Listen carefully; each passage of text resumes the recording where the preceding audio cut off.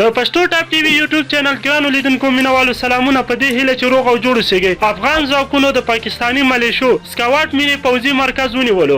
ویډیو در سره حتما تر اخره پورې وګورئ. د نورو تازه خبرونو لپاره در سره زموږ د یوټیوب چینل پښتو ټاپ ټي وي همدا اوس سبسکرایب او سره د ګونګړي نشان ووهئ. افغان توپچي ځواکونو نړۍ کې د پاکستان ملیشو سکاوټ مینی نظامی مرکز تخریب کړ. 13 ورځې وروسته له غرمې شاوخوا 2 بجې پاکستاني ځواکونو د کونړ ولایت ناړۍ ولسوالۍ د کلان سیمه باندې د پوستو جوړولو هڅه وکړه چې د افغان ځواکونو له سخت غبرګون سره هم مخ شول. د کونړ ولایت ناړۍ ولسوالۍ کې امنیتي سرچینې وایي افغان توپچي ځواکونو د پاکستاني ملیشو د سکاوټ مینی په نوم یو لوی پوځي مرکز چې تل به یې ترې په کونړ ولایت کې راکټونه توغول په بشپړ ډول تخریب کړ. سیمه کې باوري سرچینې دا هم وایي چې ناړۍ کې لا هم جګړه روانه ده او افغان ځواکونه په لوړه روحیه د دښمن په مقابل کې ولاړ دي او ځواب ورکوي. د سرچینو په خبره د ناړۍ ولسوالۍ په دوکلام، پریکوټ، پاشنګر، تونوګلا، تعمیرک او توحید آباد سیمو کې لا هم جګړه روانه ده.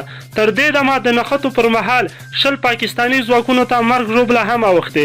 4 پوستې او زیات شمېر درنې وسلې د افغان ځواکونو لخوا تخریب شوي هم دي. ویل کېږي چې د عامو خلکو په کورونو د پاکستاني ځواکونو د ډزو له کبله 2 مېرمنې شهیدانې شوي دي او 4 کسان نور ټپیان دي. د ناړۍ ولسوالۍ مسؤلین وایي چې سیمې ته یې تازه دمې ځواکونه هم لیږلي دي. خپل نظرونه مو راته د ویډیو لاندې کمنټ کې پرېږدئ. ویډیو در سره حتما لایک او شیر کړئ. زموږ د یوټیوب چینل پښتو ټاپ ټي وي همدا اوس سبسکرایب او سره د ګونګړي نشان ووهئ.